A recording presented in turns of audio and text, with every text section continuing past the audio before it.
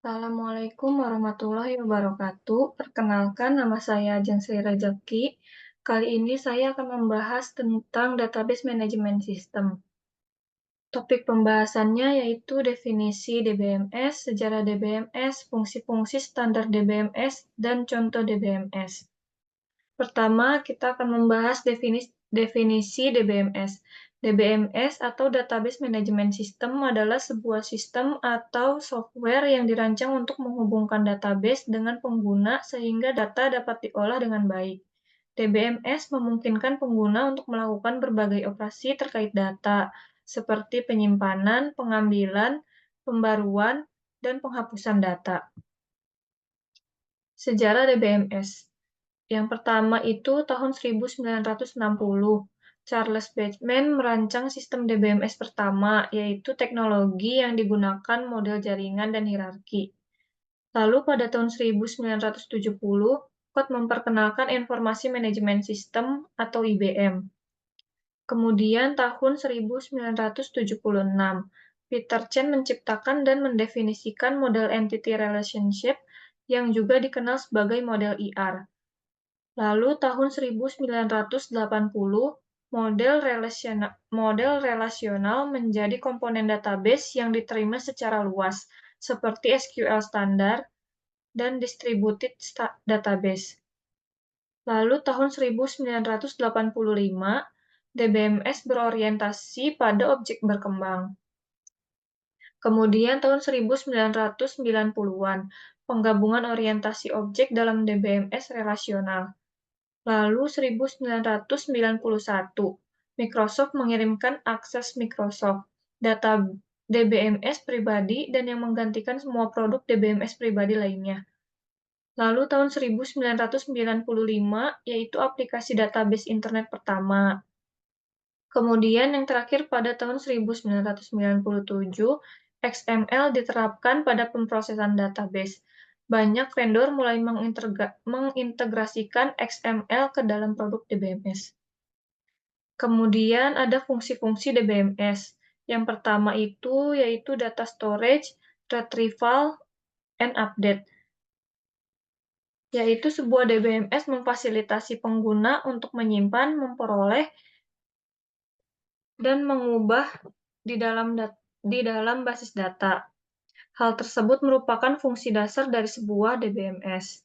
Lalu yang kedua ada User Accessible Catalog. Sebuah DBMS menyediakan katalog yang menyimpan item-item data yang disimpan dan dapat diakses oleh pengguna. Yang ketiga yaitu Transaction Support, yaitu sebuah DBMS yang menyediakan mekanisme untuk memastikan apakah sebuah transaksi berhasil dijalankan secara utuh atau tidak dijalankan sama sekali, serta memastikan bahwa basis data selalu berada di consistent state. Sebuah transaksi bisa mengakses atau mengubah isi dari basis data. Yang keempat yaitu Concurrency Control Service, yaitu sebuah DBMS harus menyediakan mekanisme untuk memastikan basis data dilakukan update secara benar saat beberapa pengguna mengubah basis data secara bersamaan, karena DBMS memungkinkan beberapa pengguna untuk mengakses share data secara bersamaan. Lalu yang kelima yaitu Recovery Service, yaitu sebuah DBMS harus menyediakan mekanisme recovery basis data jika terjadi kerusakan. Seperti yang sudah disebutkan pada poin keempat, yakni jika sebuah transaksi gagal, maka basis data harus dikembalikan ke consistent stage.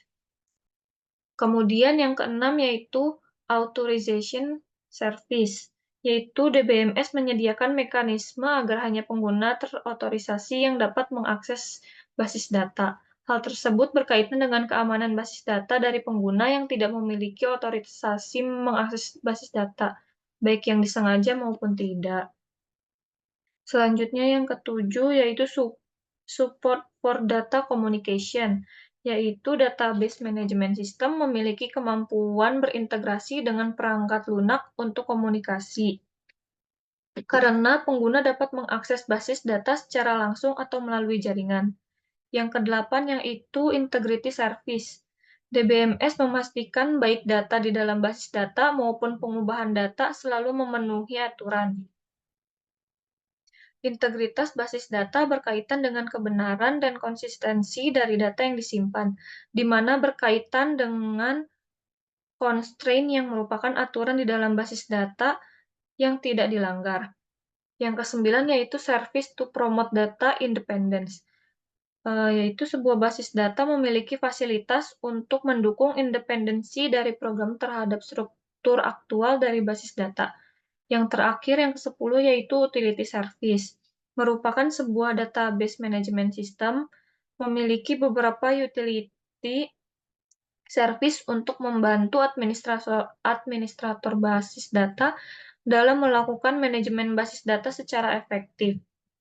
Misalnya, fasilitas import data, monitoring data, dan analisis statistik.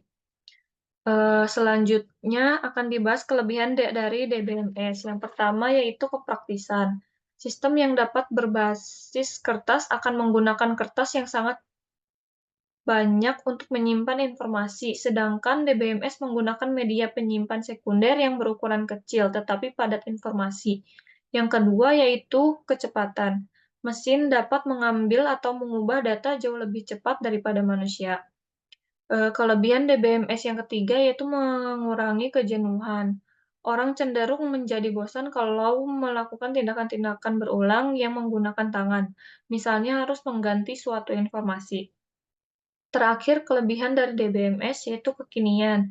Informasi yang tersedia pada DBMS akan bersifat mutakhir atau akurat setiap saat. Yang terakhir yaitu contoh-contoh dari sistem DBMS tersebut. Yang pertama ada MongoDB. DBMS NoSQL yang sangat populer ini digunakan untuk mengelola dokumen dalam format JSON dan cocok untuk aplikasi yang membutuhkan fleksibilitas tinggi dalam penyimpanan data. Selanjutnya yaitu MySQL, yaitu DBMS open source yang sangat populer ini sering digunakan dalam aplikasi web dan memiliki reputasi baik dalam hal kecepatan dan keandalan. Selanjutnya yaitu PSTGRE-SQL, DBMS open source yang sangat kuat dan cenderung digunakan dalam lingkungan bisnis. Ini memiliki dukungan yang baik untuk transaksi dan pemrograman yang kompleks. Kemudian ada Oracle, salah satu DBMS paling kuat dan canggih di dunia. Ini sering digunakan dalam perusahaan besar untuk memenuhi kebutuhan bisnis yang rumit. Yang terakhir yaitu Microsoft SQL Server, DBMS yang dikembangkan oleh Microsoft dan digunakan secara luas dalam lingkungan berbasis Windows. Ini memiliki integrasi yang baik dengan produk Microsoft lainnya. Sekian pemaparan materi dari saya. Mohon maaf apabila ada kekurangan. Terima kasih. Assalamualaikum warahmatullahi wabarakatuh.